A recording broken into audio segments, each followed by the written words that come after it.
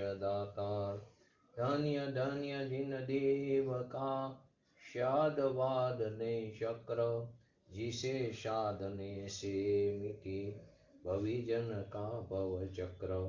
जिनवर का नय चक्र यह मोह तिमिर करे विनाश, भेद ज्ञान की दिव्य ज्योति में शुद्धात्मा का करे प्रकाश। एक अखंड भेद त्रिकारी नायक ध्रुव चैतन्य स्वभाव, परम शुद्ध नहीं करे प्रकाशित परम पारिणामिक निज भाव। उभय नयाश्रित शिवपुर पथ पर सम्यक ज्ञान शूरथ चालक, हे प्रवीण ने चक्र चलाने में गुरु शरणागत पालक।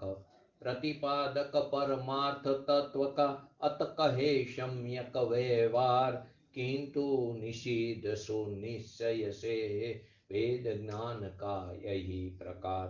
द्रव्यार्थिक पर्यार्थिक कहे यथार्थ पदार्थ स्वभाव, नित्यानित्य भेद भेद में एकानिक चिदानंद भाव।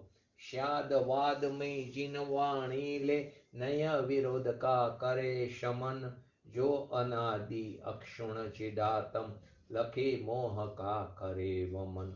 नए पक्षों से मुक्त हुए जो निज स्वरूप में गुप्त रहे, निर्विकल्प हो शांत चित वे ही अमृत साक्षात पिए।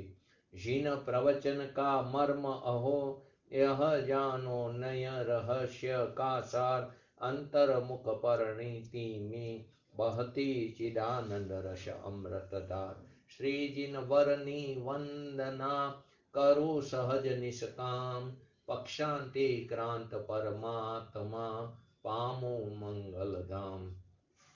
नय प्रमाण थी जाणीने सप्त तत्व नो मर्म, रत्नत्रय निधि प्राप्त करी नाशे त्रिविध दुष्कर्म।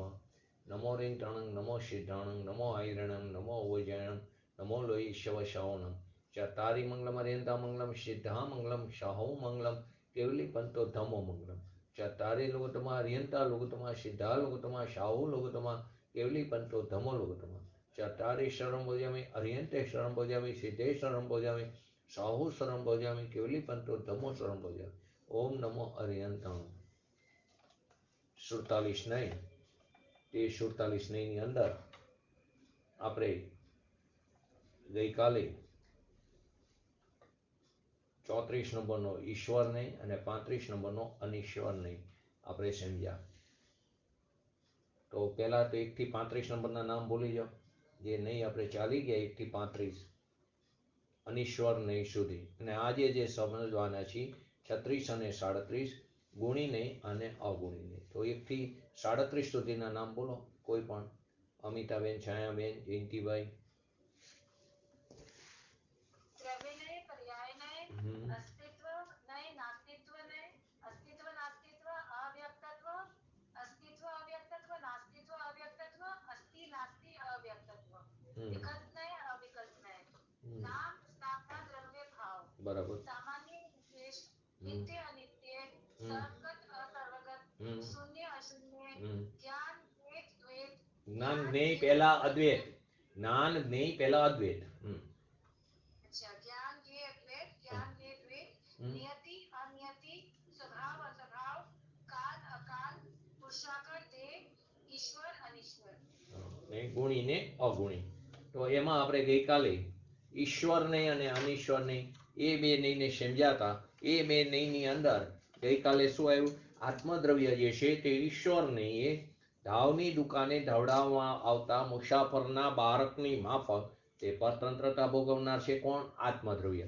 અને અનિશ્વર નહીં એ હરણને સ્વચ્છંદતાપૂર્વક ફાડી ખાતા સિંહની માફક તે સ્વતંત્રતા ભોગવનાર છે। તો આમાં ભગવાન આત્માને સંસાર અવસ્થામાં આવી પરતંત્રતા ભોગવવી પડે છે।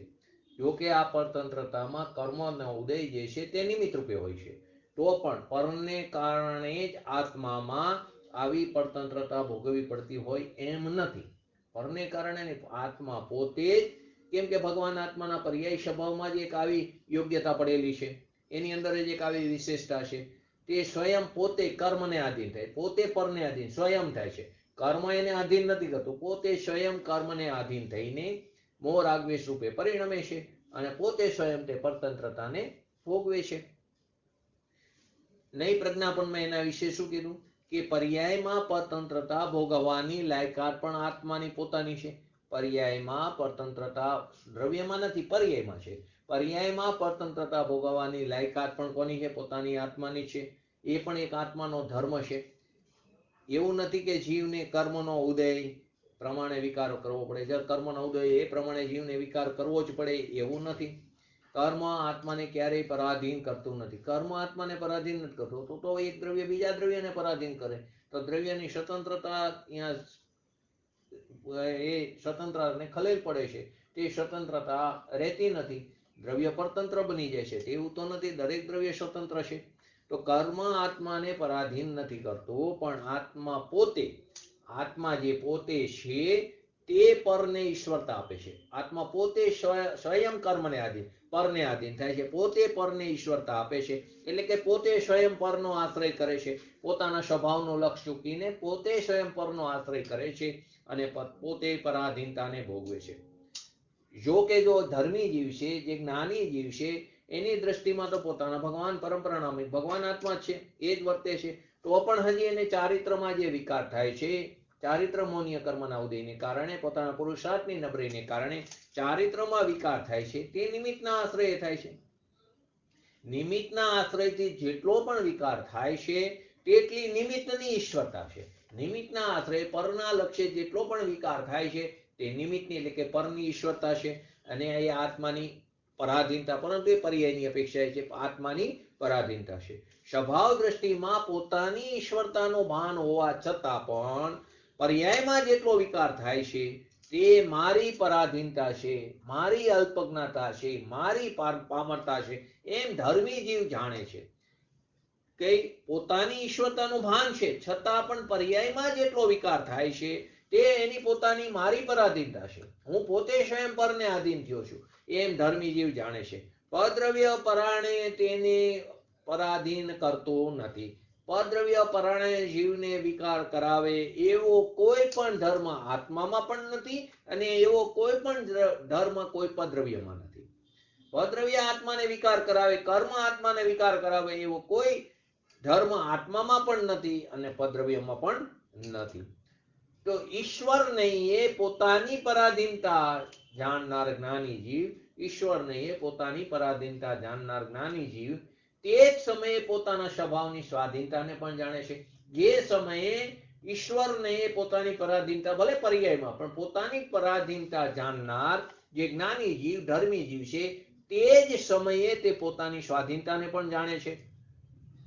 જો એકલી પરાધીનતાને જ માને અને જો સ્વાધીનતાને ન માને, એકલી પરાધીનતાને માને, પર્યાયની માં રહેલી પરાધીનતાને જ માને અને સ્વાધીનતાને ન જાણે તો તે પર્યાય મૂઢ મિથ્યા દ્રષ્ટિ કહેવામાં આવ્યા. અને જો કોઈ એકલી સ્વાધીનતાને જ માની લે અને પર્યાયમાં એની અલ્પજ્ઞતાને પામરતાને લક્ષ્યમાં નહીં લે તો એ પામરતાને તોડશે કેવી રીતે? એટલે કે જો પોતાની એકલી સ્વાધીનતાને જ માને અને પર્યાયમાં જે પરાધીનતા છે એને જાણે જ નહીં તો પણ તેને મિથ્યા દ્રષ્ટિ કહેવામાં આવ્યા. તેનો અર્થ શું થયો કે દ્રવ્ય અને પર્યાય બંને અંશ મુખ્ય છે, બંને મહત્વના અંશ છે, દ્રવ્યાંશ પણ ને પર્યાંશ પણ. જ્યાં એક અપેક્ષા કરવામાં આવી, એકને મુખ્ય કર્યું હોય ત્યારે બીજાને અત્યંત ગૌણ કરીને એને અત્યંત ગૌણની અપેક્ષાએ અભાવ કરવામાં આવ્યો એમ કહેવામાં આવે છે. તો દ્રવ્ય અને પર્યાય બંને વસ્તુ જેમ છે તેમ યથાર્થ જાણવી જરૂરી છે. બીજું આપ્યું અનીશ્વરનીનું કે જેમ જંગલનો રાજા સિંહ જંગલના હરણને પોતે સ્વચ્છંદતાપૂર્વક તેને ફાડીને, અત્યંત સ્વચ્છંદતાપૂર્વક તેને ફાડીને ખાઈ રહ્યો છે.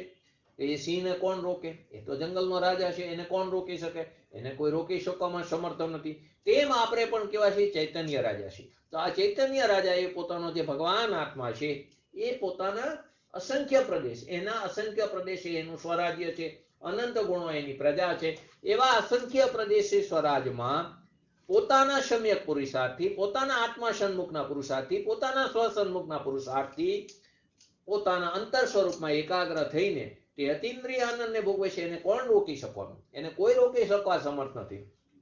તે અત્યંત સ્વચ્છંદતા પૂર્વક પોતાના અતિન્દ્રિય આનંદને આત્માના અસંખ્ય પ્રદેશે તે ભોગવી રહ્યો છે, એને કોઈ રોકી શકવા સમર્થ નથી. તો આ વાત ત્યાં બતાવી. તો એની અંદર નઈ પ્રજ્ઞાપણમાં એ વાત કેવી રીતે બતાવી કે ધર્મી જીવ જાણે છે કે આ જગતમાં કોઈ પણ દ્રવ્ય એવું નથી, કોઈ પણ ગુણ એવો નથી, કે કોઈ પણ પર્યાય એવી નથી, કે એમાં એવી શક્તિ નથી કે જે મારી સ્વતંત્રતાને લૂંટી શકે. એટલે મારી અંદર જે ઈશ્વરીયતા પડી છે, મારી અંદર જે ઈશ્વર છે, જે મારી અંદર મારો જે સ્વભાવ છે, એને એ સ્વતંત્રતાને કોઈ લૂંટી શકે. હું અનીશ્વર છું, એટલે કે મારા ઉપર કોઈ બીજો ઈશ્વર નથી, હું પોતે સ્વયં ઈશ્વર છું. તો કે હું જ મારા ઘરનો ઈશ્વર છું, મારાથી મોટો એવો કોઈ ઈશ્વર જગતમાં નથી જે મારા સ્વાધીન સ્વભાવને લૂંટીને મને પરાધીન બનાવે. જે મારા સ્વાધીન સ્વભાવને લૂંટીને મને પરાધીન બનાવે એવો જગતમાં બીજો કોઈ ઈશ્વર મારાથી મોટો નથી. એને કેમ કે બરાબર જાણે છે કે જગતમાં એવું કોઈ પણ દ્રવ્ય નથી, કોઈ પણ ગુણ નથી, કોઈ પણ પર્યાયમાં એવી શક્તિ નથી કે જે મારા સ્વાધીનતાને લૂંટી શકે. તો પૂજ્ય ગુરુદેવશ્રીને વાક્ય કેવી રીતે આવ્યું કે પર્યાયમાં રાગ હોવાથી મારી પરાધીન થાય છે. પર્યાયમાં રાગ દ્વેષાદી વિકારી પરિણમન થાય છે, મારી પરાધીનતા છે, મારી અલ્પજ્ઞતા છે, મારી પામરતા છે. તેનું ધર્મીને જ્ઞાન વર્તે છે, જ્ઞાની જીવ છે એને એનું જ્ઞાન વર્તે છે. એટલા જ માટે પોતાના સ્વભાવના આશરે તે તોડવાનો પ્રયત્ન કરે છે. પરંતુ તે જ સમયે અંતરદ્રષ્ટિમાં જે ધર્મી જીવ છે એને આત્માની સ્વાધીન પ્રભુતાનું પણ એને જ્ઞાન છે, એનો એને મહિમા છે. કેમ કે ઈશ્વર નહીંના સમયે અનીશ્વરની અપેક્ષા પણ ભેગી છે. જે સમયે ઈશ્વર નહીંની અપેક્ષા, તે જ સમયે અનીશ્વર નહીંની અપેક્ષા પણ ભેગી છે. જ્યાં પોતાના દ્રવ્ય સ્વભાવની ત્રિકારી ઈશ્વરતાને ચૂકા વિના પોતાનો જે દ્રવ્ય સ્વભાવ છે એની જે ઈશ્વરતા છે તેને ચૂકા વગર પર્યાયની અંદર જે પરાધીનતા સંબંધી ઈશ્વરતા એને પરને આપી છે, ત્યાં તો તેનો ઈશ્વર નહીં પણ સાચો છે. ફરીવાર, જ્યાં પોતાના દ્રવ્ય સ્વભાવની ત્રિકારી ઈશ્વરતાને ચૂકા વગર પર્યાયની પરાધીનતા સંબંધી ઈશ્વરતા એટલે કે પરનો આશ્રય એ જે કરી રહ્યો છે ત્યાં તો એનો ઈશ્વર નહીં સાચો છે. પરંતુ કઈ અપેક્ષા લીધી? પોતાના દ્રવ્ય સ્વભાવની ત્રિકારી ઈશ્વરતાને ચૂકા વિના. પરંતુ જે પોતાના સ્વભાવની ઈશ્વરતાને ભૂલીને એકલા પરને જ ઈશ્વરતા આપે છે, તેને ઈશ્વર નહીં પણ સાચો નથી. એનો ઈશ્વર નહીં પણ સાચો નથી. તે તો પર્યાયમાં જ મૂઢ છે, તે પર્યાય દ્રષ્ટિ વાળો છે, માટે તેને વિનેશ્વર દ્રષ્ટિ કહેવામાં આવ્યો. દ્રવ્ય દ્રષ્ટિ તે જીનેશ્વર દ્રષ્ટિ, પર્યાય દ્રષ્ટિ તે વિનેશ્વર દ્રષ્ટિ. તો અહીંયા અનિશ્વર નહીંથી તો ભગવાન આત્માની સ્વાધીનતા સિદ્ધ કરી, પરંતુ એક અપેક્ષાએ ઈશ્વર નહીંથી પણ એક પ્રકારે એની સ્વાધીનતા જ આત્માની સિદ્ધ કરી છે. કેમ કે પરાધીનતા ભોગવવાનો ધર્મ પોતે પરાધીન સ્વયં થાય છે પરને આધીન, એટલે પરાધીનતા ભોગવવાનો ધર્મ પણ એના સ્વભાવની અંદર વિદ્યમાન છે, એના પોતાના સ્વભાવની અંદર જ વિદ્યમાન છે. એટલે કે કર્મ અને નિમિત્ત એને ત્રણ કાળમાં ક્યારે પણ પરાધીન કરતો નથી. આપણે હંમેશા કર્મ ઉપર દોષનો ટોપલો આપી રાખી છે, પરંતુ પોતે સ્વયં પોતાની ભૂલથી, પોતાના અપરાધથી, પોતે પોતાના સ્વભાવનું લક્ષ્ય ચૂકીને પરનું લક્ષ્ય કરવાથી, તે સમયની પર્યાયની યોગ્યતાથી, તે સમયની પર્યાયની જન્મક્ષણથી, તે સમયની પર્યાયની હોનારથી તેની અંદર રાગ દ્વેષાદી ઉત્પન્ન થાય છે. અને આપણે શું માની? કર્મને કારણે થયું, નિમિત્તને કારણે થયું, પરંતુ તે ખરેખર પોતાની ભૂલથી પરાધીન થાય છે. તો પોતાની ભૂલ છે, તો પોતાની ભૂલને ટાળવાનો પ્રયત્ન પણ સ્વયં કરવો પડશે. અને એ પ્રયત્ન ક્યારે થશે? કે એની પર્યાયમાં એની જે પરાધીનતાને જાણશે, પર્યાયની અલ્પજ્ઞતાને પહેચાનશે, એની પરાધીનતાને, એની અલ્પજ્ઞતાને, એની પામરતાને ઓળખશે, તો પોતાના સ્વભાવના જોરે તેને ટાળવાનો પ્રયત્ન કરે છે. પરનો આશ્રય લઈ તેને ઈશ્વરતા આપે છે જીવ અજ્ઞાન દશામાં, અને એને કારણે એને પરને આધીન થઈને તે ત્રણ અનાદિકાળથી તે દુઃખ ભોગવી રહ્યો છે. કોણ? આપણે અનંતવાર પંચ પરાવર્તન કરી ચૂક્યા છીએ. આપણે અનંતવાર પૂતગલ પરાવર્તન કરી ચૂક્યા છીએ. એક પૂતગલ પરાવર્તનના અનંત ભાગમાં અનંત વર્ષો ચાલ્યા જાય, અબજો વર્ષો ચાલ્યા જાય છે. એક પૂતગલ પરાવર્તનના અનંતમાં ભાગમાં અનંત અબજો, અનંત સાગર એટલે કે અનંત વર્ષો ચાલ્યા જાય છે. અને એવા અનંત પૂતગલ પરાવર્તન પૂરા થાય ત્યારે એક ક્ષિત્ર પરાવર્તન, એક કાર પરાવર્તન, એક આગળ જતું જાય, પછી ભાવ પરાવર્તન અને છેલ્લું ભાવ પરાવર્તન પૂરું થાય છે. આવા તો અનંતવાર બધા પરાવર્તન એક સાથે ચાલુ થાય છે. એવું નથી પહેલા પૂતગલ કરી લો પછી આપણે એનું ઘડિયાળનું એક્ઝામ્પલ આપ્યું હતું પંચ પરાવર્તનમાં. તો કે પરાધીનતા માત્ર પર્યાય સ્વભાવ સુધી સીમિત રહેશે. દ્રવ્ય સ્વભાવમાં પરાધીનતાનો પ્રવેશ નથી, કેમ કે દ્રવ્ય સ્વભાવ તો ત્રણ કારથી કેવો છે? સ્વાધીન છે, સ્વતંત્ર છે, નિરપેક્ષ છે, અહેતુક છે, અસહાય છે. પોતાના જ આ દ્રવ્ય સ્વભાવને ઈશ્વરતા આપી આ ભગવાન સ્વાધીનતાનો ઉપભોગ કરે છે. પોતાના જે દ્રવ્ય સ્વભાવ છે એને ઈશ્વરતા આપીને પોતાના સ્વાધીનપણાનો આત્માના અસંખ્ય પ્રદેશે તે આનંદનો ઉપભોગ કરે છે. ભગવાન આત્માના આ સ્વાધીન સ્વભાવનું નામ જ અનિશ્વર ધર્મ, અને તેને જાણનારા શ્રુત જ્ઞાનનો અંશ, તેને ગ્રહણ કરનારો જે શ્રુત જ્ઞાનનો અંશ, તેને અનિશ્વર નહીં કહેવામાં આવ્યો. હવે એની અંદર આપણે થોડું વિશેષ લઈને આપણે ગુણી અને અગુણી નહીંની અંદર ચાલ્યા જઈએ. તો પહેલી વસ્તુ શું આવી કે આત્મા સ્વયં પરાધીનતા ભોગવવાની યોગ્યતા છે. સ્વયં પોતે પરાધીનતા ભોગવવાની યોગ્યતા છે, જેને ઈશ્વર ધર્મ કહેવામાં આવ્યો. તેને શું કહેવામાં આવ્યો? ઈશ્વર ધર્મ કહેવામાં આવ્યો. અને તેમાં સ્વયં સ્વાધીનતા ભોગવવાની પણ એક યોગ્યતા છે, તેને અનિશ્વર ધર્મ કહેવામાં આવ્યો. હવે આ બંને જે ધર્મ છે તેને જાણવા વાળો જ્ઞાનનો જે અંશ છે, શ્રુત જ્ઞાનનો અંશ, તેને ઈશ્વર નહીં અને અનિશ્વર નહીં કહેવામાં આવ્યો. પહેલો પોઈન્ટ. બીજો પોઈન્ટ, અહીંયા ઈશ્વર ધર્મનો જે પ્રયોગ છે તે ઘણો વિચિત્ર અને દુર્લભ છે. અહીં ઈશ્વર ધર્મ કીધો અને અહીંયા પરાધીનતાની વાત આવી, તો અહીં ઈશ્વર ધર્મનો જે પ્રયોગ છે તે ઘણો વિચિત્ર છે, દુર્લભ પણ છે, લાગે છે. ઈશ્વર શબ્દનો અર્થ તો ઐશ્વર્યને ભોગવવાવાળો, પોતાનો જે વૈભવ છે એને ભોગવવાવાળો, અથવા તો સર્વશક્તિમાન એટલે કે સુપર પાવરના રૂપમાં આપણે જાણી રહ્યા છીએ. ઈશ્વર શબ્દનો અર્થ શું છે? પોતાનું ઐશ્વર્ય, પોતાનો વૈભવ જે છે, અનંત ગુણો છે, અનંતી પર્યાય છે, તેને ભોગવવાવાળો છે, એની પ્રજા છે, તો એને ભોગવવાવાળો, અથવા તો સર્વશક્તિમાન એટલે કે સ્વાધીન, સુપર પાવરના રૂપમાં આપણે એને જાણી રહ્યા છીએ. પરંતુ અહીંયા તો તેને પરાધીનતા ભોગવવાની યોગ્યતાના રૂપમાં કહેવામાં આવ્યો છે. વિચિત્રતા હે ને, અહીંયા એને પરાધીનતા ભોગવવાની યોગ્યતાના રૂપની અંદર ઈશ્વર ધર્મને વાત બતાવવામાં આવી છે. તો અહીં કયો દ્રષ્ટિકોણ હોઈ શકે? જો કોઈ ઉપયોગ લગાડો, કઈ અપેક્ષાએ એને ઈશ્વર ધર્મ કીધો? ઈશ્વર ધર્મ આપણે શેને માની છીએ? કે ઈશ્વર કોને માની? કે જે ઐશ્વર્યને ભોગવવાળો અથવા તો સર્વશક્તિમાન, સુપર પાવર, એ રૂપમાં આપણે એને જાણી રહ્યા છીએ. અહીં તો એને પરાધીનતા ભોગવવાની યોગ્યતાના રૂપમાં કહેવામાં આવ્યો છે. તો કયા દ્રષ્ટિકોણથી ત્યાં ઈશ્વર ધર્મ કહેવામાં આવ્યો? બોલો. આવી ગયો વાક્ય અંદર, 2 વાર બોલી ગયો છે થોડી વાર પહેલા જ. બોલો, કઈ અપેક્ષાએ કહેવામાં આવ્યો એને ઈશ્વર ધર્મ? પહેલા પ્રશ્ન સમજ્યો ને, સમજ્યા ને કે ઈશ્વર ધર્મ કઈ? ઈશ્વર તો કેવો છે? સુપર પાવરના રૂપમાં. હવે એને પરાધીનતાના રૂપમાં બતાવવામાં આવે તો કયો દ્રષ્ટિકોણ હોઈ શકે એમ? બોલો જયંતિભાઈ, છાયાબેન, અમિતાબેન, નૈનાબેન, બોલો બોલો બોલો. થોડો ઉપયોગ કરો જયંતિભાઈ, ખ્યાલ આવી જશે. હા, એ દ્રષ્ટિકોણ હોઈ શકે કે જીવ જે, બોલો ખ્યાલ આવ્યો તો બોલો.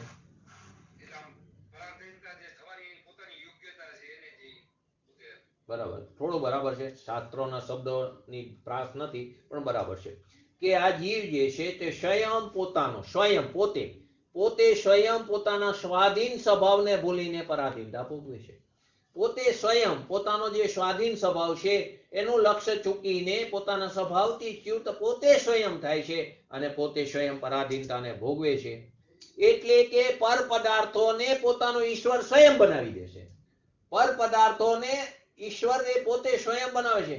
પર પદાર્થો એને આધીન નથી કરતા, પોતે સ્વયં પરને આધીન થાય છે. પરને આધીન સ્વયં થાય છે. પરને આધીન એટલે પરાધીન, એમ શબ્દ છે. પરાધીન એટલે અહીં આપણે પરતંત્રતા એટલે કે કોઈના તાબામાં એમ નહીં, પોતે સ્વયં પરને આધીન, પરના લક્ષ્ય થાય છે. તેથી આવી પરાધીનતા થવાની જે યોગ્યતા છે પર્યાયગત, એને શું કહેવામાં આવ્યું? ઈશ્વર ધર્મ કહેવામાં આવ્યો. કર્મ, નો કર્મ આદિ આત્માને 3 કારમાં પરાધીન નથી કરતા. કર્મ, દ્રવ્ય કર્મ કો, નો કર્મ કો, કોઈ પણ આત્માને 3 કારમાં પરાધીન નથી કરતા. એ વાત ઈશ્વર ધર્મથી સિદ્ધ થાય છે. ઈશ્વર ધર્મને બરાબર જો સમજાવે તો ખ્યાલ આવી જાય. કર્મ 3 કારમાં આત્માને પરાધીન નથી કરતો. આત્મા પોતે સ્વયં કર્મને આધીન થાય છે. પોતે સ્વયં પોતાનો સ્વાધીન સ્વભાવ ભૂલીને પોતે પરાધીનતા ભોગવે છે, પોતે સ્વયં પરને આધીન થાય. કર્મ એને આધીન નથી કરતું, કર્મ એને પરાણે બળજબરીથી એને વિકાર નથી કરાવતું. ત્રીજો પોઈન્ટ. એટલે કેમ ઈશ્વર ધર્મ નામ આવ્યું એને અપેક્ષા વાત છે. બીજી વાત એ ધ્યાનમાં દેવાની છે કે આત્મામાં સ્વયં પરાધીનતા ભોગવવાની યોગ્યતા, આત્મામાં સ્વયં પોતાની અંદર પરાધીનતા ભોગવવાની યોગ્યતા છે, જેને કારણે તે પરાધીનતા ભોગવવામાં પણ સ્વતંત્ર છે. આત્મામાં સ્વયં પરાધીનતા ભોગવવાની પોતાની અંદર એક પર્યાયગત લાયકાત છે, વિશેષતા છે, તેને કારણે તે પરાધીનતા ભોગવવામાં પણ સ્વતંત્ર છે. પરાધીનતા ભોગવવામાં જે સ્વતંત્ર એવો ધર્મ એ આત્માની અંદર જ પડેલો છે. ધર્માસ્તિકાય આદિ જે અન્ય દ્રવ્ય છે, ધર્માસ્તિ અધર્માસ્તિ આકાશ અને કાર, ધર્માસ્તિકાય આદિ જે અન્ય દ્રવ્ય છે એમાં આવી યોગ્યતા નથી. એની અંદર આવી યોગ્યતા નથી. કેમ એની અંદર આવી યોગ્યતા નથી? બોલો. દ્રવ્ય ગુણ પર્યાય તો પહેલા સમજવું પડશે, એના વગર તો આગળ કોઈ વાત નહીં થાય. બોલો, કેમ એનામાં આવી યોગ્યતા નથી? ધર્માસ્તિકાય અધર્માસ્તિકાય એનામાં આવી કેમ યોગ્યતા નથી?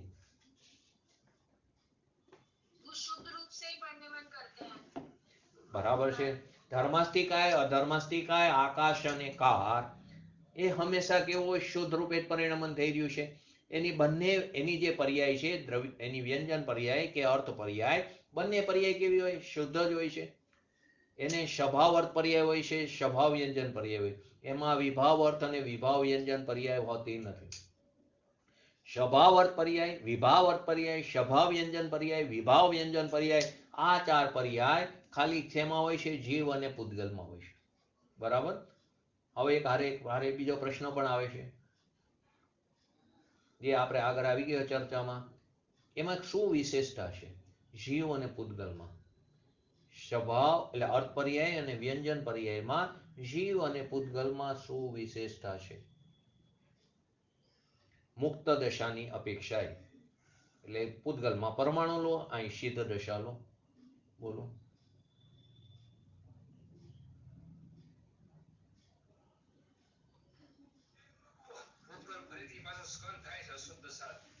એમને હું અહીં એમ કહું છું, આવી ગયું છે, આપણે ઘણી વાર આવી ગયું છે, તો આવ્યું એટલે સાથે વાત કરું છું, થોડું જૂનું યાદ આવે એટલે. જીવ જે છે જે મુક્ત દશા પામે, સિદ્ધ દશા પામે છે, ત્યારે બધા જીવોની એટલે કે બધા સિદ્ધ દશામાં રહેલા જીવોની જે અનંત સિદ્ધ રાશિ છે તેની સ્વભાવ પર્યાય એટલે કે સ્વભાવ અર્થ પર્યાય કેવી હોય છે? और हाँ, બધા સિદ્ધોની વ્યંજન પર્યાય અલગ અલગ હોય છે, પણ એની અર્થ પર્યાય કેવી હોય છે? સેમ હોય છે. બરાબર. સ્વભાવ અર્થ પર્યાય બધાની કેવી હોય છે? સેમ હોય છે. પરંતુ સ્વભાવ વ્યંજન પર્યાય કેવી હોય છે? બધાની સિદ્ધોની અલગ અલગ હોય છે. બરાબર. કોઈ 3 હાથ હોય, કોઈ મોટું હોય, જેવી એની હાઈટ હોય છેલ્લી એ પ્રમાણે એનો અહીંયા ફુગાની જેમ ચોંટે છે તનુવાત વલયમાં લોકના અગ્રભાગે. અને પરમાણુમાં શું હોય છે? બોલો. હવે તો ખ્યાલ આવી જવો જોઈએ. બે વચ્ચે વિશેષતા.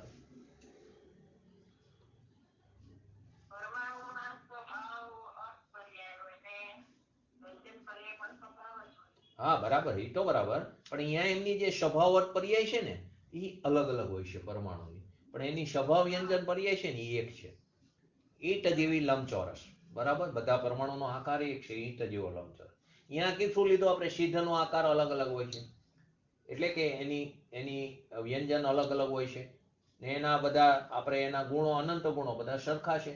અહીં સ્પર્શ રસ ગંધ વર્ણ સ્નિગ્ધતા રૂક્ષતા આદિ જે છે પરમાણુની એ ભિન્ન ભિન્ન હોય છે સ્વભાવ અર્થ પર્યાય, પરંતુ કેવી છે? ભિન્ન ભિન્ન છે. પણ વ્યંજન પર્યાય સ્વભાવ વ્યંજન પર્યાય એક હોય છે, જે અત્યારે આપણો વિષય નથી, પરંતુ આ એક આવી એટલે આત્મામાં સ્વયં પરાધીનતા ભોગવવાની યોગ્યતા છે, જેના કારણે તે પરાધીનતા ભોગવવામાં પણ કેવો છે? સ્વતંત્ર છે. ધર્માસ્તિકાય આદિ જે અન્ય દ્રવ્ય છે તેમાં આવી યોગ્યતા નથી, કેમ કે ધર્માસ્તિ આદિ જે 4 દ્રવ્ય છે તે શુદ્ધ રૂપે જ પરિણમે છે, એમાં કોઈ અશુદ્ધ પર્યાય નથી. એક જીવ દ્રવ્ય જે છે એમાં પણ કેટલી અશુદ્ધ પર્યાય? અનંત ગુણોમાંથી પૂજ્ય ગુરુદેવ શ્રીના ચિંતનમાં 21 ગુણોની જ અશુદ્ધ પર્યાય, 21 ગુણોની પર્યાય જ અશુદ્ધ રૂપે પરિણમી રહી છે. સંસાર દશામાં. આવા તો અનંત અનંત ગુણોમાં ખાલી 21 ગુણ, બાકીના ગુણોની જીવ દ્રવ્યમાં પણ પર્યાય શુદ્ધ રૂપે જ પરિણમી રહી છે સંસાર દશા. તો કેટલું પોઈન્ટમાં 0 0 0 0 0 0 0 1 1 માં 0 0 0 ક્યાંય સુધી લઈ જાઓ પછી 1 મૂકો, એટલી જ પર્યાય અશુદ્ધ રૂપે પરિણમી રહી છે. ને એને કારણે આપણે સંસારનું પરિભ્રમણ કરી રહ્યા છીએ પોતાનો સ્વભાવને ભૂલીને. ચોથો પોઈન્ટ, ખરેખર તો કોઈ દ્રવ્ય પરાધીન થઈ જ નથી શકતું. કોઈ દ્રવ્ય પરાધીન થઈ જ નથી શકતું. આત્મા પણ પરાધીન થતો નથી, છતાં પણ પોતાના વિકારી પરિણમનમાં સ્વયં પરાધીનતા ભોગવે છે. ખરેખર કોઈ દ્રવ્ય પરાધીન થઈ શકતું નથી, આત્મા પણ પરાધીન નથી થતો, છતાં પોતાનો જે વિકારી પરિણમન છે, રાગ દ્વેષ મોહ આદિ જે વિકારી પરિણમન છે, તે શુભાશુભ ભાવ જે છે, પુણ્ય પાપ આદિ જે ભાવ છે, એમાં પોતાના જે વિકારી પરિણમનમાં સ્વયં પરાધીનતા ભોગવે છે. એની અંદર આવો પર્યાયગત સ્વભાવ પડેલો છે. પરાધીનતા હોવાની યોગ્યતા સિદ્ધ થાય છે કે દ્રવ્ય કર્મ જબરદસ્તીથી આત્માને વિકાર કરાવતો નથી. પરાધીનતા હોવાની જે યોગ્યતા છે આત્માની અંદર જે પડી છે, એવો જે ધર્મ પડ્યો છે, તેનાથી શું સિદ્ધ થયું કે દ્રવ્ય કર્મ જે છે તે જબરદસ્તીથી પરાણે આત્માને વિકાર નથી કરતા, પરંતુ જીવમાં સ્વયં પરાધીન થઈને વિકાર કરવાની યોગ્યતા પડી છે. કોઈ એવો ગુણ નથી કે જે આત્માને વિકાર કરાવે. જીવમાં પોતાની જ એવી એ સમયની યોગ્યતા છે કે તે સ્વયં પરાધીન થઈને સ્વનું લક્ષ્ય ચૂકીને પરને આધીન કે પરનો લક્ષ્ય કરે છે, એવી વિકાર કરવાની એની પોતાની યોગ્યતા છે. કેવો પણ સંયોગ હોય, આગળનો છઠ્ઠો પોઈન્ટ, કેવો પણ સંયોગ હોય, કેવો પણ કર્મોદય હોય, આત્મા પોતાના સ્વરૂપનું લક્ષ્ય કરીને અતિન્દ્રિય આનંદ ભોગવવામાં સ્વતંત્ર છે. અનિશ્વર ધર્મ બતાવે છે 7મી નરકમાં કેવો સંયોગ છે, કેવો કર્મનો ઉદય છે. અને નિગોદ દશામાં તો નથી, પણ અહીંયા પણ છે ને કર્મનો ઉદય કેવો છે.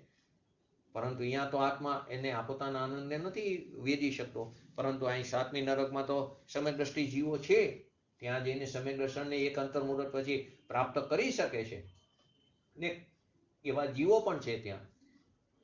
તો એનાથી તો વધારે કોઈ પ્રતિકૂળતા નથી. તો કે કોઈ પણ પ્રકારનો સંયોગ હોય, કોઈ પણ પ્રકારના કર્મનો ઉદય હોય, આત્મા પોતાના સ્વભાવનું લક્ષ્ય કરીને, કેમ કે સ્વભાવ તો ત્રણેકાર સાથે છે, તે ત્રિકારી ઉપાદાન છે, તો એનું લક્ષ્ય કરીને અતિન્દ્રિય આનંદ ભોગવવામાં સ્વતંત્ર છે. કેમ કે તે સ્વયં પોતાનો જ ઈશ્વર છે, એનાથી મોટો કોઈ ઈશ્વર નથી, તે સ્વયં પોતાનો ઈશ્વર છે, અન્ય કોઈ તેનો ઈશ્વર નથી. માટે આ જે યોગ્યતા જે છે સ્વતંત્ર રીતે પોતાના સ્વાધીનપણાને આત્માના અસંખ્ય પ્રદેશે તે ભોગવી રહ્યો છે, તે આ યોગ્યતાને અનિશ્વર ધર્મ કહેવામાં આવ્યો. ને આપણે શું માની કે અમારે કેટલી પ્રતિકૂળતા છે, અમે કંઈ કરી શકતા નથી, ઘરની એટલી બધી જવાબદારી છે, તો સૌથી પહેલો કાપ સ્વાધ્યાય ઉપર આવે છે. એ આપણો પ્રમાદ છે, એ આપણો પ્રમાદ છે. 7મો પોઈન્ટ, ઈશ્વર નહીં અને અનિશ્વર નહીં જ્ઞાની જીવ ઉપર કઈ રીતે લાગુ પડે છે એનું સુંદર સ્પષ્ટીકરણ પૂજ્ય ગુરુદેવશ્રીએ નઈ પ્રજ્ઞાપનની અંદર બતાવ્યું છે. 233 નંબરના પેજ ઉપર બતાવ્યું છે પૂજ્ય ગુરુદેવશ્રીના શબ્દોમાં. કોઈ કહે છે ને કે નહીં ન કરવા, તો પૂજ્ય ગુરુદેવશ્રીએ નહીં ઉપરના પ્રવચનો છે, ધવલા ગ્રંથ ઉપર પૂજ્ય ગુરુદેવશ્રીએ પ્રવચનો કર્યા છે, પણ એ વખતે એ ટેપ નહોતું થયું એટલે એ આપણી પાસે ઉપલબ્ધ નથી. પરંતુ એ કેમ કે એમાં સિદ્ધાંતો છે તે સમજવા સાથે સમજી શકી, પણ દ્રવ્યાન્વેષ સમજવા માટે પૂજ્ય ગુરુદેવશ્રી જેવા જ્ઞાની પુરુષોની જરૂર પડે છે. તો કે પર્યાયમાં રાગ દ્વેષ હોવાથી જેટલી પરાધીનતા છે તેનું જ્ઞાન ધર્મી જીવને રહેશે. એનું જ્ઞાન કોને રહેશે? ધર્મી જીવને રહેશે. પર્યાયમાં રાગ દ્વેષ હોવાથી જેટલી પરાધીનતા છે તેનું જ્ઞાન ધર્મી જીવને રહેશે. પરંતુ તે જ સમયે અંતરદ્રષ્ટિમાં આત્માનો પોતાના આત્મસન્મુખ પુરુષાર્થ, સ્વસન્મુખ પુરુષાર્થ, એનાથી પોતાની અંદર જે સ્વાધીનતા જે છે, પોતાની જે પ્રભુતા છે, એનું પણ એને જ્ઞાન રહેશે. કારણ કે ઈશ્વરના સમયે અનિશ્વરની પણ અપેક્ષા ભેગી જ છે. જ્યાં પોતાના દ્રવ્ય સ્વભાવની ત્રિકારી ઈશ્વરતાને ચૂક્યા વગર માત્ર પર્યાયની પરાધીનતા સંબંધી ઈશ્વરતા પરને આપે ત્યારે ઈશ્વરને સાચો છે. પરંતુ જે સ્વભાવની ઈશ્વરતાને ભૂલીને, પોતાના સ્વભાવની ઈશ્વરતાને ભૂલીને માત્ર પરને ઈશ્વરતા આપી દે, એને પ્રદાન કરી દે, તેનો ઈશ્વર નહીં પણ સાચો નથી. તે તો પર્યાયમાં જ મૂઢ હોવાથી તેને શું કહેવામાં આવ્યો? મિથ્યા દ્રષ્ટિ કહેવામાં આવ્યો. તે મૂંઢ મોહી મિથ્યા દ્રષ્ટિ કહેવામાં આવ્યો. માટે પૂજ્ય ગુરુદેવ શ્રી કે 12 પદ્રવ્યનું લક્ષ છોડીને તું આવ્યો છું એવું તો અમે માનીને અમે તને કહીશી કે તું પર્યાયની સન્મુખતા છોડી દે. જ્યાં સુધી પર્યાયમાં ઊભી રહેશે, ત્યાં સુધી પર્યાય દ્રષ્ટિ કરશે, ત્યાં સુધી તને તારા આત્માની પ્રાપ્તિ નહીં થાય. હવે આગળનો 36મો અને 37મો નહીં, ગુણી નહીં અને અગુણી નહીં. તો આત્મદ્રવ્ય, આમાં પણ એક્ઝામ્પલ દરેક નહીંમાં એક્ઝામ્પલ આપીને સમજાયું છે શાસ્ત્રોમાં. આત્મદ્રવ્ય ગુણી નહીં, શિક્ષણ દ્વારા કેળવણી પ્રાપ્ત કરનાર. કોઈ સ્કૂલમાં છોકરો હોય તો શિક્ષક દ્વારા એને શિક્ષા મળે છે. આપણને પણ શિક્ષા મળી, અધ્યાત્મની શિક્ષા પૂજ્ય ગુરુદેવ શ્રી દ્વારા. તો કે એટલે જ એમને આપણે અધ્યાત્મ ગુરુ કહીએ. તો આત્મદ્રવ્ય ગુણી નહીં, શિક્ષક દ્વારા કેળવણી પ્રાપ્ત કરનાર કુમારની માફક તે કેવા છે? ગુણગ્રાહી છે, એટલે કે ગુણી છે. ગુણી નહીંની અપેક્ષાએ કેવા છે? ગુણગ્રાહી છે. આત્મદ્રવ્ય ગુણી નહીંની અપેક્ષાએ શિક્ષક દ્વારા જે કેળવણી પ્રાપ્ત કરે કોઈ છોકરો, એની માફક કેવા છે? આત્મદ્રવ્ય ગુણગ્રાહી છે. અને અગુણી નહીં, શિક્ષક દ્વારા કેળવણી પ્રાપ્ત કરતો કોઈ સ્ટુડન્ટ હોય, એને કોઈ પ્રેક્ષક એટલે કોઈ બીજો જોતો હોય, સાક્ષી ભાવે ખાલી જોવે એને, તો એને જોનાર પ્રેક્ષક પુરુષની માફક કેવળ તે ખાલી સાક્ષી છે. આત્મદ્રવ્ય બે એક્ઝામ્પલ લીધા કે ગુણી નહીં, શિક્ષક દ્વારા કેળવણી પ્રાપ્ત કરનાર સ્ટુડન્ટની માફક આત્મદ્રવ્ય ગુણગ્રાહી છે. કોની અપેક્ષાએ? ગુણી નહીંની અપેક્ષાએ. અગુણી નહીં, શિક્ષક દ્વારા કેળવણી જે પ્રાપ્ત કરે છે સ્ટુડન્ટ, એને કોઈ ઉભો એટલે કોઈ પ્રેક્ષક હોય, તે એને જોવે, કોઈ પ્રેક્ષક પુરુષ હોય, એની માફક કેવો છે? આત્મદ્રવ્ય સાક્ષી છે, કેવળ સાક્ષી છે. અહીં આત્માના ગુણગ્રાહક સ્વભાવ, આત્માનો જે ગુણગ્રાહક સ્વભાવ અને સાક્ષિક સ્વભાવને, જે એનો સાક્ષી સ્વભાવ અને ગુણગ્રાહક સ્વભાવ, એને શિક્ષકથી કેળવણી કરનાર બાળક અને શિક્ષકથી કેળવણી ગ્રહણ કરનાર બાળકને વિતરાગ ભાવથી, અનાસક્ત ભાવથી, તે સાક્ષી ભાવથી જોનાર પુરુષના દ્રષ્ટાંતથી સમજાવવામાં આવ્યું છે. ફરીવાર બે પ્રકારના ભાવ લીધા. અહીંયા ભગવાન આત્માના ગુણગ્રાહક સ્વભાવ, ગુણગ્રાહક જે સ્વભાવ છે તે, અને ગુણોને ધારણ કરતો ગુણગ્રાહક સ્વભાવ અને સાક્ષી ભાવ સ્વભાવ, જે આપણો સાક્ષી ભાવ, મધ્યસ્થ ભાવ, જે આપણો પોતાનો સ્વભાવ છે, તે સ્વભાવને કોની સાથે? શિક્ષકને, શિક્ષકથી જે કેળવણી પ્રાપ્ત કરતો એવો સ્ટુડન્ટ, અને શિક્ષકથી કેળવણી પ્રાપ્ત કરતા સ્ટુડન્ટને, એ બાળકને વિતરાગ ભાવથી, મધ્યસ્થ ભાવથી, સાક્ષી ભાવથી, અનાસક્ત ભાવથી જોનાર પુરુષના દ્રષ્ટાંતથી સમજાવવામાં આવ્યું છે. જેમ શિક્ષક દ્વારા શીખવવા પર બાળક ભાષા આદિ શીખી લે છે. જેમ શિક્ષક એને જે રીતે શીખવે તે રીતે કોઈ ગુજરાતીનો ટીચર હોય તો એની પાસે એ ગુજરાતી ભાષા શીખી લે છે. શિક્ષક દ્વારા આપણને અધ્યાત્મની ભાષા શીખી રહ્યા છીએ પૂજ્ય ગુરુદેવ શ્રીના નિમિત્તે આત્માની. તો શિક્ષક દ્વારા શીખવવા ઉપર તે બાળક ભાષા આદિ તો શીખી લે છે. તેમાં ભગવાન આત્મા, આપણે ભગવાન આત્મા પણ ગુરુના ઉપદેશને, પૂજ્ય ગુરુદેવ શ્રી જેવા જ્ઞાની પુરુષો, કુનકુન આચાર્ય દેવ જેવા ભાવલિંગી મુનિરાજ, એ ગુરુના ઉપદેશને ગ્રહણ કરી લે એવી શક્તિથી આપણે કેવા છીએ? સંપન્ન છીએ. એવી શક્તિ આપણી અંદર પૂરેપૂરી ભરેલી છે. જેવી રીતે શિક્ષક દ્વારા શીખવવામાં આવેલી ભાષા સ્ટુડન્ટ ગ્રહણ કરી લે છે, તેવી રીતે આપણે પણ સ્ટુડન્ટ છીએ. આચાર્ય ભગવંતોના, પૂજ્ય ગુરુદેવ શ્રી જેવા જ્ઞાની પુરુષોના. તો એમ આવા ભગવાન આત્મા પણ ગુરુના ઉપદેશને, સાચા દેવગુરુ શાસ્ત્રના ઉપદેશને એનું શરણ લઈને એને ગ્રહણ કરી લે એવી શક્તિથી કેવા છીએ? આપણે સંપન્ન છીએ. એના એવું સામર્થ્ય ભારોભાર અંદર પડેલું છે.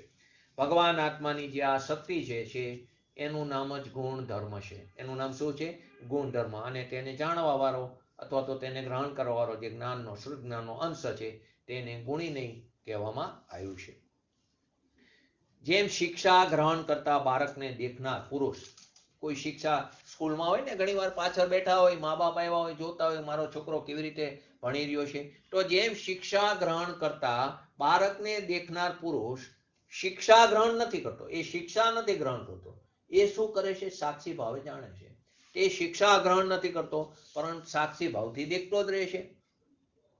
પહેલા ખ્યાલ હોય તો સ્કૂલની અંદર ટીચર ભણાવતા હોય તો ઉપરથી ચેકિંગ આવે તો એ પાછળ બેસીને જોવે ટીચર કેવી રીતે ભણાવે છે, છોકરાઓ કેવી રીતે, એના ઉપર ઇન્ટરનલ માર્ક્સ પણ મુકાતા હતા. તો કે જેમ શિક્ષા ગ્રહણ કરનાર બાળકને દેખનાર પુરુષ પોતે શિક્ષા ગ્રહણ નથી કરતો, એ ટીચર તો એ વખતે શિક્ષા જ દેતા હોય પરંતુ પોતે શિક્ષા ગ્રહણ નથી કરતો, પરંતુ શું કરે છે, માત્ર સાક્ષી ભાવથી દેખતો રહેશે. તેમ આ ભગવાન આત્મા, હવે નિશ્ચયની વાત આવી, એમાં ભગવાન આત્મા પરથી કાંઈ પણ ગ્રહણ કરતો નથી, કેમ કે એનામાં ત્યાગ ઉપાદાન શૂન્યત્વ નામની શક્તિ પડેલી છે. તે પરથી કાંઈ પણ ગ્રહણ નથી કરતો. સાચા દેવગુરુ શાસ્ત્ર પરદ્રવ્ય છે, એના લક્ષ્ય તો પરલક્ષી જ્ઞાન થશે. ભગવાનની દિવ્ય વાણી એને પરલક્ષી કીધી, એના નિમિત્તે તો પરલક્ષી જ્ઞાન, એનાથી આત્મિક જ્ઞાન નહીં પ્રગટ થાય, એ તો પોતાના સ્વભાવના આશ્રય પ્રાપ્ત થાય છે. પરંતુ ત્યાં નિમિત્ત નું જોર આપવા માટે કહેવાય કે ભગવાનના નિમિત્તે આવે છે ને, માએ પ્રતિક્રમણમાં પાછળ બોલી છે કે અનંત જીવોને તારે છે, તો અનંત જીવો એના નિમિત્તે પોતાની યોગ્યતાથી તરે છે. તો કે તેમાં ભગવાન આત્મા પરથી કાંઈ પણ ગ્રહણ નથી કરતો, માત્ર તેને સાક્ષી ભાવે દેખે જાણે છે, માત્ર મધ્યસ્થ ભાવે સાક્ષી ભાવે દેખે જાણે છે. આ સાક્ષી ભાવ મધ્યસ્થ ભાવ કેળવવા માટે પોતાનો સ્વાધ્યાય હોવો જરૂરી છે, પોતે પોતાના પરીક્ષક બનવું જરૂરી, નહીતર તો કુદેવ, કુગુરુ, કુધર્મ, કુશાસ્ત્ર લૂંટી લેશે. પૂજ્ય ગુરુજીના શબ્દમાં કહે, 1 કલાક માટે આવ્યો છું, જય નારાયણ, કોઈ લૂંટી લેશે. તો કે સાક્ષી ભાવે જાણે દેખે જ છે. ભગવાન આત્માના સાક્ષી ભાવથી જાણવા દેખવાની આ જે શક્તિ છે એનું નામ જ અગુણી ધર્મ છે, અને તેને વિશે કરવાવાળો જે નહીં છે અથવા તો તેને ગ્રહણ કરવાવાળો શુદ્ધ જ્ઞાનનો જે અંશ છે તેને અગુણી નહીં કહેવામાં આવ્યો. તો ભગવાન આત્મામાં એક એવો ધર્મ છે કે જેના કારણે તે ઉપદેશ ગ્રહણ કરવામાં સમર્થ છે.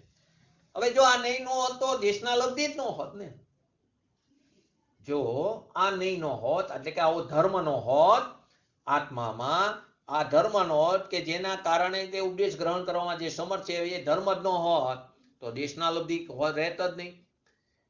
અને એક એવો ધર્મ પણ છે કે જેના કારણે તે પરનો ઉપદેશ ગ્રહણ ન કરીને તેને સાક્ષી ભાવે જાણે છે, જેને આપણે ક્રમશઃ ગુણી અને અગુણી ધર્મ કીધો. હવે જો પરનો ઉપદેશ જો આ ગ્રહણ ન કરે, એટલે કે જે અગુણી ધર્મ જો ન હોત, તો પછી ગમે તેવો ઉપદેશ ગ્રહણ થઈ જાય, કુદેવ, કુગુરુ, કુશાસ્ત્રનો ઉપદેશ પણ ગ્રહણ થઈ જાય. તો બંનેની વિશેષતા છે. ભગવાન આત્મામાં એક એવો ધર્મ છે કે જેને કારણે તે ઉપદેશ ગ્રહણ કરવામાં સમર્થ છે, અને સાથે તે જ સમયે એક બીજો ધર્મ પણ અંદર પડેલો છે કે તે પરનો ઉપદેશ ગ્રહણ ન કરીને માત્ર તેને સાક્ષી ભાવે જાણે દેખે છે. જે બંને ધર્મનું નામ ગુણી અને અગુણી, અને તેને વિષય કરનારો અથવા તો તેને ગ્રહણ કરવાવાળા નહીં, ગુણી નહીં અને અગુણી નહીં છે. જો ભગવાન આત્મામાં ગુણી ધર્મ નો હોત તો પછી દેશના લબ્ધિ જ સંભવ ન થાત, તો દેશના લબ્ધિ જ ન રહે. સમ્યક દર્શન દેશના લબ્ધિ પૂર્વક થાય, આ વાક્ય આવે છે, એનો કહેવાનો મિનિંગ શું? સમ્યક દર્શન દેશના લબ્ધિ પૂર્વક થાય, આપણે લબ્ધિની અંદર આવી ગયું છે, દેશના લબ્ધિ પૂર્વક સમ્યક દર્શન થાય, એ કહેવાનો મતલબ શું?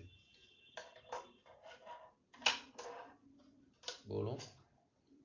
जब सम्यक दर्शन होता है तो अगर किसी को सम्यक दर्शन हुआ है तो देशना लब्धि निमित्त पड़ी है, पर देशना लब्धि हो और जरूरी नहीं है कि सम्यक दर्शन हो ही हो, लेकिन अगर सम्यक दर्शन हुआ है तो देशना लब्धि निमित्त है. બરાબર, થોડુંક આગળ પાછળ, દેશના લબ્ધિ પૂર્વક સમ્યક દર્શન એટલે જે કોઈ જીવને પોતાની આત્માની અનુભૂતિ થાય છે એમાં એને પૂર્વે દેશના લબ્ધિ હોય ને હોય, અધિગમ જ હોય કે નિસર્ગ હોય. પૂજ્ય ગુરુદેવશ્રીને પૂર્વની દેશના લબ્ધિ હતી, સિમંદર ભગવાનની, પૂજ્ય માતાજીને શોગાનીજી ને પૂજ્ય ગુરુદેવશ્રી એમને અધિગમ જ હતું, ઓલામને નિસર્ગ કહી શકાય. તો દેશના લબ્ધિ હોય, પરંતુ દેશના લબ્ધિને કારણે સમ્યક દર્શન નથી થતું. સમ્યક દર્શન તો થાય છે પોતાના સ્વભાવના આશ્રય, પરંતુ ત્યાં દેશના લબ્ધિ હોય ને હોય, માટે ત્યાં એક નિમિત્તનું જ્ઞાન કરવા દેશના લબ્ધિ પૂર્વક સમ્યક દર્શન થાય છે. જો આ ગુણી ધર્મ ન હોત તો પછી દેશના લબ્ધિ સંભવ ન થાત.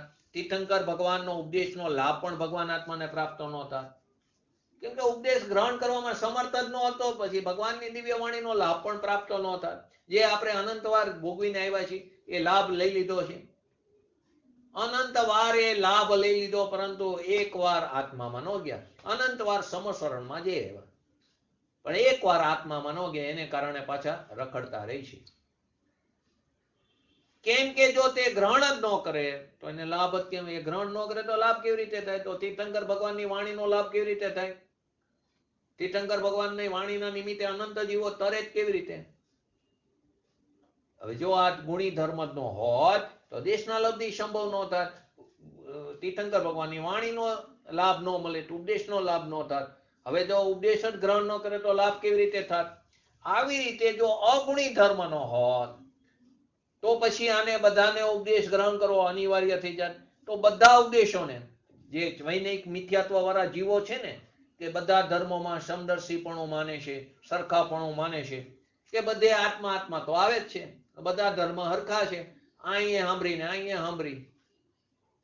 તો એ વૈનિક મિથ્યાત્વ વાળા જે જીવો છે, તો પછી બધા જીવો એવા હોત, બધા ઉપદેશોને ગ્રહણ કરવામાં એને અનિવાર્ય થઈ જાય.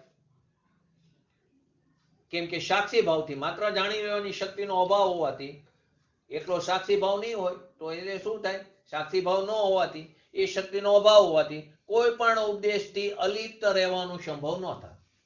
તો બધા ઉપદેશને ગ્રહણ કરવા માંડે. તો જે ઉપદેશ ખરેખર ગ્રહણ કરવા જેવો છે તે ગ્રહણ કરવાનો, જે ગ્રહણ નથી કરવા જેવો એ સાક્ષી ભાવથી ત્યાં અલિપ્ત રહેવાનું છે. જે જ્ઞાની જીવ છે ને, તે જ્યાં ને ત્યાં જીનવાણીની વાત નહીં કરે. કાલે જ એક રાત્રે મોડેથી ફોન હતો, 10:30 આજુબાજુ, આપણા મુમુક્ષનો દિગંબર અહીંના સુરેન્દ્રનગરમાં. બહુ ઇન્ટરેસ્ટિંગ હતા. બે પ્રશ્નો, એક એમનો હતો ને એક તો મને જાતે એવો એ પ્રશ્ન હતો. આજે એની પણ ચર્ચા કરી. બહુ સરસ પ્રશ્ન હતો. પુરુષાર્થ સિદ્ધિ ઉપાયમાં 44 નંબરના પેજ ઉપર સમ્યક જ્ઞાનની અંદર છે, એક કાલાચાર નામનો એક આચાર કીધો છે. એક સૂર્યોદયના એક અંતર મુહૂર્ત પછાત, સૂર્યોદય પછીના એક અંતર મુહૂર્ત, સૂર્યાસ્ત પહેલાના એક અંતર મુહૂર્ત અને સૂર્યાસ્ત પછીનો એક અંતર મુહૂર્ત, બપોરનો અને રાતનો, એવા 4 પ્રહરમાં કોઈ પણ સિદ્ધાંત ગ્રંથોનું પઠન પાઠન કરવું વર્જિત નથી. બરાબર? આ સિદ્ધાંત અંદર મૂકેલો છે. પુરુષાર્થ સિદ્ધિ કોઈ પાસે હોય તો ઘરે જઈને જોજો, એટલે આ પૂરું થાય એટલે જોઈ લેજો 44 નંબરના પેજ ઉપર. અને બીજું સાથે હતું કે આ બધી મહામારી, એટલે કે ઉલ્કાપાત, આ બધું જે થાય ત્યારે પણ પઠન પાઠન કરવું વર્જિત નથી. તો એનો પ્રશ્ન તો એવો હતો કે અત્યારે આ મહામારી ચાલી રહી છે, તો અત્યારે કોઈ સ્વાધ્યાય આદિ કરવું આની અંદર લખેલું જ છે, વર્જિત નથી. એટલે એકાંત પકડી લીધું, અર્થ ન સમજવાને કારણે એકાંત પકડી લીધું. એનો તો બીજો પણ હતો પ્રશ્ન કે સવારે પૂજ્ય ગુરુદેવશ્રીનું ચાલે છે, સવારમાં પૂજ્ય માતાજીનું ચાલે, ગર્તાજ્ઞા એક પરિવારના સૌજન્યથી, એમના પ્રયત્નથી પૂજ્ય ગુરુદેવશ્રીનો આપણને લાભ મળી રહ્યો છે. તો કે એ પણ ન સંભળાય, કેમ કે એ સૂર્યોદયને એક અંતર મુહૂર્ત, એક મુહૂર્ત પહેલા ને એક મુહૂર્ત પછી છે. હવે એકાંત પકડી લીધું. અહીંયા સિદ્ધાંત ગ્રંથની વાત કરી છે. સિદ્ધાંત ગ્રંથોનું પઠન પાઠન કરવું વર્જિત નથી, એક વસ્તુ. બીજું કે ત્યાં બીજી મહામારીની, એટલે કે ઉલ્કાપાત આદિમાં એ પઠન પાઠન, આ મહામારી છે એના નિમિત્તે તો જીવોમાં પ્રમાદ આવી ગયો છે. બધા જીન મંદિરોમાં સૂના પડી ગયા, સંખ્યા જ નથી થતી. એ જીવના પરિણામ જ એવા હોય છે કે જેને એટલે એમ કીધું છે કે પઠન પાઠન કરવું વર્જિત નથી, કે જીનવાણીની વિરાધના થાય માટે પઠન પાઠન કરવું વર્જિત નથી. પરંતુ જેની રુચિ છે, જેના પરિણામમાં થોડો રુચિ જળવાઈ રહેશે, એના માટે કોઈ દરેક સમય એના માટે શુભ છે. જે સમય એનું કાર્ય થાય એનાથી મોટું ચોઘડિયું કયું સારું હોય. પછી એને ઘેડ પડી. બીજો પ્રશ્ન મારો હારે થયો, અત્યારે આવ્યું ને સમોસરણની વાત. સિમંદર ભગવાન, એક સિમંદર ભગવાન જશે એટલે બધા 20-20માં હાથ લાગુ પડે. એક સિમંદર ભગવાન જશે અને એની જગ્યાએ બીજા સિમંદર ભગવાન આવશે.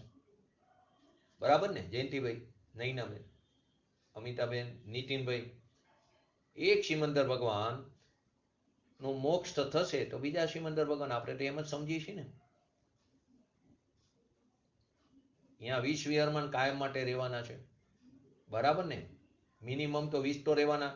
ભલે અજીતનાથ ભગવા વખતે 170 થયા એ વાત જુદી, 160 તીર્થંકર થયા, 20 તો રહેવાના જ છે કાયમ માટે. ફિક્સ જ છે, નામ પણ ફિક્સ છે, સિમંદર, યુગમંદર બધા. તો તો મારો પ્રશ્ન એ છે કે આ સિમંદર ભગવાન મોક્ષ કલ્યાણ પામે પછી બીજા સિમંદર ભગવાન એનો જન્મ થાય, એ દીક્ષા લે, પછી એનું કેવર જ્ઞાન કલ્યાણ થાય, પછી સમોસરણની રચના થાય. તો અહીંયા તો આપણો તો પેલું એક વાક્ય તો વારંવાર બોલી કે ભગવાનની દિવ્ય વાણીનો ક્યારેય લોપ નથી થતો. અહીંયા વાણી તો સતત નીકળતી રહે. તો આપ કેવી રીતે બેસે? બોલો. પહેલા પ્રશ્ન સમજાણો કે ન સમજાણો? એક સિમંદર ભગવાન જતા રહ્યા, એક સાથે બે તીર્થંકરો ક્યારો મિલાપ થતો નથી. આ પણ નિયમ છે. બે તીર્થંકરોનો 3 કાળમાં મિલાપ ન થાય. તો એક સિમંદર ભગવાન છે ત્યાં સુધી બીજા સિમંદર ભગવાન નથી. હવે એ સિમંદર ભગવાન તો મોક્ષ ચાલ્યા ગયા, તો બીજા સિમંદર ભગવાનનો જન્મ થયા. હજી તો 12 તીર્થંકર, એટલે હજી 12 તીર્થંકર અથવા તો વિદેહમાં તો 2 કલ્યાણક હોય, 3 કલ્યાણક હોય, 5 કલ્યાણક હોય. હવે એ જયારે કેવર જ્ઞાન કલ્યાણક પામે ત્યારે સમોસરણની રચના થાય. ત્યાં સુધી તો દિવ્ય વાણી નો લોપ રહેવાનો. કઈ રીતે આ બેસે? બોલો.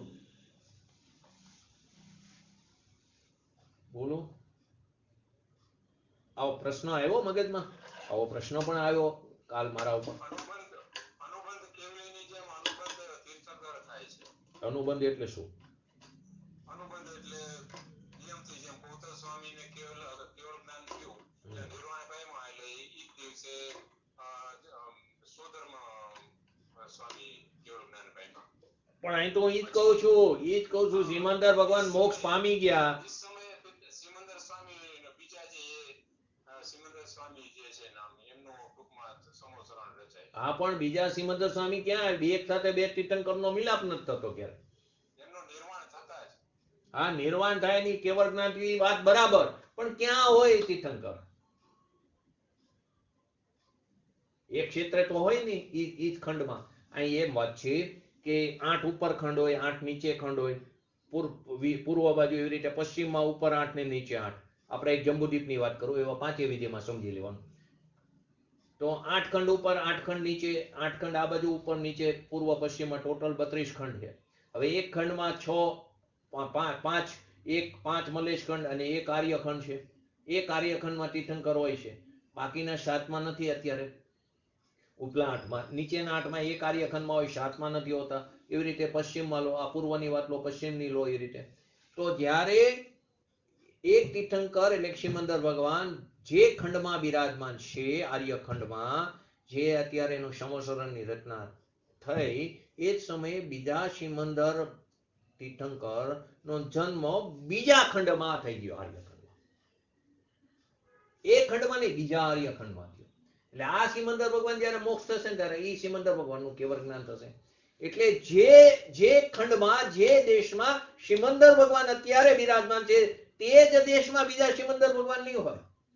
ત્યાં બીજા 7 દેશ છે ને આર્યખંડ, એમાંના કોઈ પણ એક ખંડમાં હોય. આખો હવે ખ્યાલ આવ્યો? પ્રશ્ન અને એનો જવાબ બરાબર આ રીતે છે. આ તો આપણો વિષય બહાર હતી, પણ આ સાથે વિકલ્પ આવ્યો એટલે વાત કરી લીધી. કેમ કે જે કોઈ આપણને પ્રશ્ન પૂછ્યો બહુ સરસ હતો, તો મારો પણ એ બાજુ ઉપયોગ ગયો. તો સાક્ષી ભાવથી માત્ર જાણી લેવાની શક્તિનો અભાવ હતી, કોઈ પણ ઉપદેશથી અલિપ્ત રહેવાનો સંભવ ન થાય. તો બંને ધર્મથી વાત સુસ્પષ્ટ થઈ કે ભગવાન આત્માના સદુપદેશ જે છે, સાચો ઉપદેશ છે, એને ગ્રહણ કરવાની શક્તિ પણ આત્માની અંદર વિદ્યમાન પડી છે. અને અવાંછિત, જે ખરેખર બિનજરૂરી છે કે અથવા તો અપ્રયોજનભૂત છે અથવા તો ખોટો ઉપદેશ છે, એને સાક્ષી ભાવથી જાણીને તેની ઉપેક્ષા કરવાની શક્તિ પણ આત્માની અંદર વિદ્યમાન છે. જેવી રીતે આ બંને ધર્મથી શું સિદ્ધ થયું? ભગવાન આત્માના સદુપદેશને ગ્રહણ કરવાની શક્તિ પણ આત્માની અંદર વિદ્યમાન છે, અને અવાંછિત ઉપદેશને સાક્ષી ભાવથી જાણીને એને ઉપેક્ષા કરવાની શક્તિ પણ આત્માની અંદર વિદ્યમાન પડેલી છે. આમ ભગવાન આત્મા ગુણગ્રાહી પણ છે અને અગુણગ્રાહી પણ, એટલે કે સાક્ષી ભાવથી રહેનાર પણ છે. ગુણી ધર્મ અને અગુણી ધર્મ, આ બંને ધર્મ આત્માના ધર્મ છે. આ બંને આત્માના ધર્મ છે. તેથી ગુણી નહીં અને અગુણી નહીં, બંનેને ખરેખર આત્માને જ બતાવે છે. અન્ય નયની જેમ આ બંને નયનો ઉદ્દેશ પણ શું છે? સેમ જ છે કે ભગવાન આત્માના સ્વરૂપનો જે છે એને સ્પષ્ટ કરવાનો છે. અહીં અગુણી ધર્મનો અર્થ એવો ન કરો કે દુર્ગુણોનો સદભાવ જ છે અને ગુણી એનો સદગુણોનો અભાવ છે. ન તો દુર્ગુણોનો સદભાવ છે અને ન સદગુણોનો અભાવ જ, પરંતુ પરના ઉપદેશને સાક્ષી ભાવથી જાણવા માત્ર છે. ફરીવાર, અહીં અગુણી ધર્મનો અર્થ એવો ન લઈ લેવો કે દુર્ગુણોનો સદભાવ જ છે અને સદગુણોનો અભાવ જ છે, એવું ન માનવું, પરંતુ પરના ઉપદેશને સાક્ષી ભાવથી જાણવા માત્ર છે. આમાં નય પ્રજ્ઞાપનની અંદર બહુ સ્પષ્ટીકરણ ક્લિયર કર્યું છે. અહીં અગુણી નયનો અર્થ દોષ સૂચક નથી. અગુણી નયનો અર્થ દોષ સૂચક નથી, પરંતુ તે સાક્ષીપણાનો સૂચક છે. દોષ સૂચક નથી, પરંતુ શેને બતાવે છે? સિદ્ધ કરે છે સાક્ષી ભાવને. એટલે સાક્ષીપણાનો તે સૂચક છે. ગુરુ પાસેથી જ્ઞાન લઉં એવો વિકલ્પ આવે ભૂમિકા અનુસાર. ગુરુ પાસેથી હું જ્ઞાન લઉં, હું સોનગઢ રહીને પૂજ્ય ગુરુદેવ શ્રી પાસે જ્ઞાન લઉં. આપણને 1000 વાર સોનગઢ જઈ એક વિચાર વારંવાર આવે છે કે આપણે પણ એક ઘર લઈ લઈ અને આપણે અહીં રહી અને પૂજ્ય ગુરુદેવશ્રીની શીડીનો લાભ લઈ. આવા જ વિચાર આપણને આવે, આવા જ જોઈએ ને આવા વિચાર નીતિનભાઈ. એનાથી રૂડું કોઈ ક્ષેત્ર નથી અત્યારે આ કાળમાં કે જ્યાં ભાવિ તીર્થંકરના રચકણો બિરાજમાન એટલે વિચરતા હતા. આ ભાવ આવે ને જયંતિભાઈ? નૈનાબેન આવે ને? નૈનાબેન આવો ભાવ આવે કે ન આવે? હું ના પડું, આ ખોટો ભાવ છે. હે, અહીંયા જઈને એવો ભાવ આવવો જોઈએ કે અહીંયા સિમંદર ભગવાન જે મૂળ નાયક તરીકે બિરાજમાન છે, એમણે જે એમની વિતરાગતા પ્રાપ્ત કરી છે એવી વિતરાગતા મને પ્રાપ્ત થાવ. અહીંયા જઈને શું કર્યું, શું વિચાર્યું, શું વિકલ્પ આવ્યો? વૈભવ ભેગો કરવાનો વિકલ્પ, હું અહીં એક ઘર લઈ લઉં. એવો વિચાર ક્યારેય નથી આવતો કે હું ત્યાં જઈને વિતરાગ ભાવ પ્રાપ્ત કરું. એવો વિકલ્પ નથી આવતો. બસ પૂજ્ય ગુરુદેવ નિમિત્તની જ અપેક્ષા, નિમિત્તનો જ મહિમા રહેશે. તું આવો ભાવ કર, નિમિત્તનો વિવેક આવ્યા વગર નહીં રહે. પૂજ્ય ગુરુદેવશ્રીનો વિવેક આવ્યા વગર નહીં રહે કે મારે વિતરાગ ભાવ પ્રાપ્ત કરવો, મારે આ પર્યાયમાં સદુપયોગ કરીને મારી પર્યાયમાં વિતરાગતાને પ્રાપ્ત કરવી છે, તો પૂજ્ય ગુરુદેવશ્રીનો જે નિમિત્ત છે એનો વિવેક આવ્યા વગર, એનો મહિમા આવ્યા વગર નહીં રહે. પરંતુ આપણે તો પેલા શું કરી, બધો મહિમા એટલે વૈભવ ભેગો કર, અહીં એક ઘર લઈ લઉં સારું અને બસ અહીંયા શાંતિથી રહું. એ ઘરની વાત નથી, સ્વઘરમાં રહેવાની વાત છે. અહીંયા જઈને તે એટલે કે પૂતગલોને ભેગા કરવામાં જ આપણો ઓલું રહ્યું. એમ ઘરની વાત આવી, પણ ક્યારે એવું ન થયું પ્રતિમાજીને જોઈને કે જેમણે જે વિધિથી એમની નિધિને પ્રાપ્ત કરી છે એવી વિધિથી હું પણ મારી નિધિને પ્રાપ્ત કરું, એવો વિકલ્પ નથી આવતો.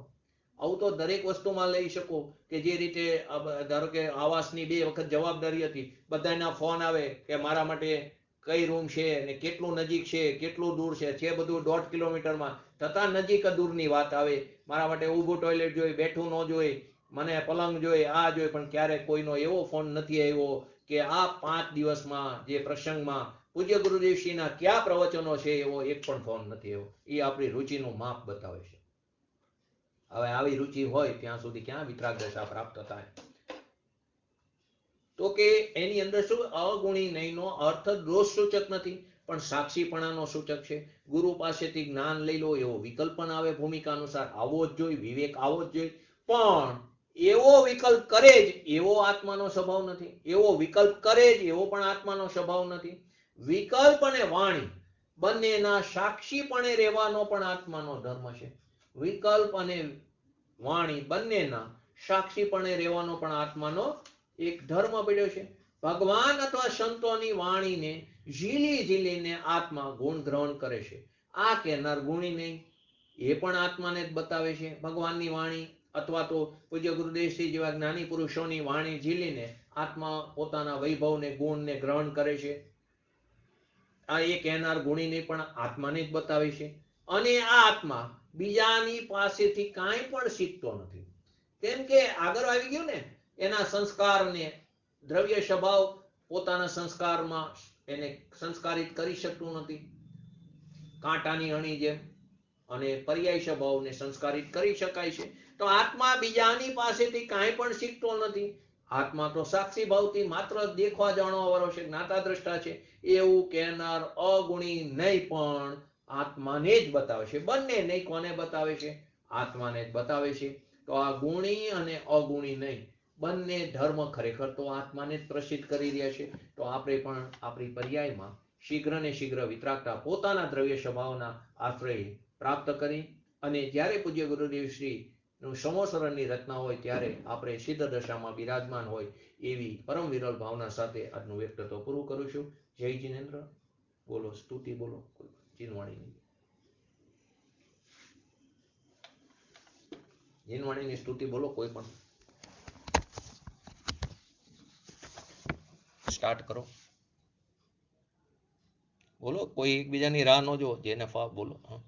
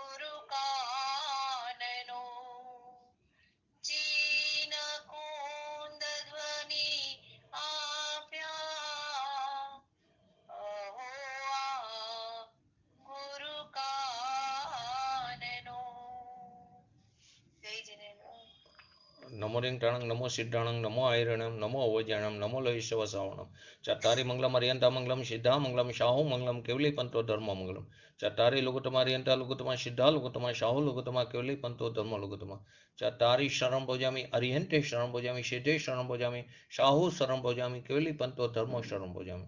બોલીએ શ્રી પંચ પરમેષ્ઠી ભગવંતોનો જય હો. બોલીએ શ્રી જીનવાણી માતનો જય હો. બોલીએ શ્રી પરમ પૂજ્ય પરમ ઉપકારી સદગુરુ દેવનો જય હો. બોલીએ શ્રી પ્રસન્ન મૂર્તિ ભગવતી માતનો જય હો. બોલીએ શ્રી સનાતન જૈન દિગંબર ધર્મનો જય હો. જય હો.